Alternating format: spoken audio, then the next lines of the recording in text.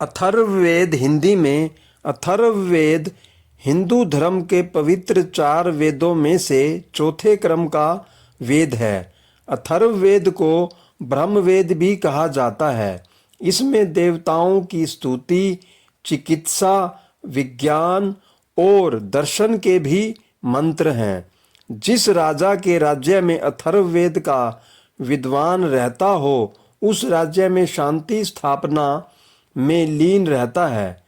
वह राज्य उपद्रव रहित रहता है और उन्नति के पथ पर चलता है। भगवान ने सबसे पहले महर्षि अंगिरा को अथर्ववेद का ज्ञान दिया था और महर्षि अंगिरा ने अथर्ववेद का ज्ञान ब्रह्मा को दिया। अथर्ववेद का परिचय। अथर्ववेद में कुल 20 कांड, 730 सूक्त और 6000 मंत्र होने का मिलता है, परंतु किसी किसी में 5987 या 5977 मंत्र ही मिलते हैं और लगभग 1200 मंत्र ऋग्वेद के हैं। अथर्ववेद का 20 कांड ऋग्वेद की रचना है। ऋषि मुनि और विद्वानों के अनुसार 19वां कांड और 20वां कांड परवर्ती है। अथर्ववेद में अनेक प्रकार की चिकित्सा पद्धतियों का वर्णन मिलता है, इसलिए आयुर्वेद में विश्वास किया जाता था। अथर्ववेद में विवाहित जीवन में पति पत्नी के कर्तव्यों तथा विवाह के नियमों, मान मर्यादाओं का श्रेष्ठ निर्णय करता है।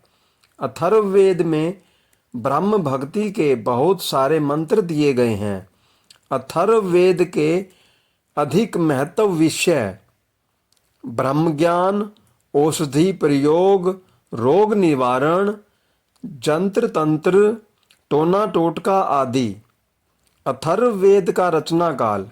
वैदिक पुरोहित वर्ग यज्ञों व देवों को अनदेखा करने के कारण अथर्ववेद को अन्य तीनों वेद के बराबर नहीं मानते थे। अथर्ववेद को यह स्थान बाद में मिला। अथर्ववेद की भाषा ऋग्वेद की भाषा के सामने स्पष्ट रूप से बाद की ही है और ब्राह्मण ग्रंथों से भी मिलती है। इसलिए अथर्ववेद को अनुमानित मात्रा से 1000 ईस्वी पूर्व का माना जा सकता है। अथर्ववेद की रचना अथर्वण तथा अंगिरस ऋषियों द्वारा की गई है, इसीलिए अथर्ववेद को अथर्वांगिरस वेद भी कहते हैं। अथर्ववेद को इसके अलावा जो नीचे दिए गए नाम से भी जान सकते हैं: अथर्वांगिरस, ब्रह्मवेद, भैषयज वेद, महिवेद। अथर्ववेद के विषय में कुछ मुख्य बातें।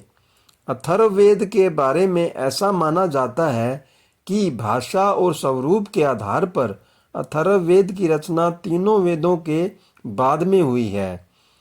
ऋग्वेद, यजुर्वेद, सामवेद और अथर्ववेद, इन वेदों की वैदिक धर्म की नज़र में बड़ा ही महत्व है। अथर्ववेद में अनेक प्रकार की चिकित्सा पद्धतियों का वर्णन मिलता है, इसलिए आयुर्वेद में विश्वास किया जाता है।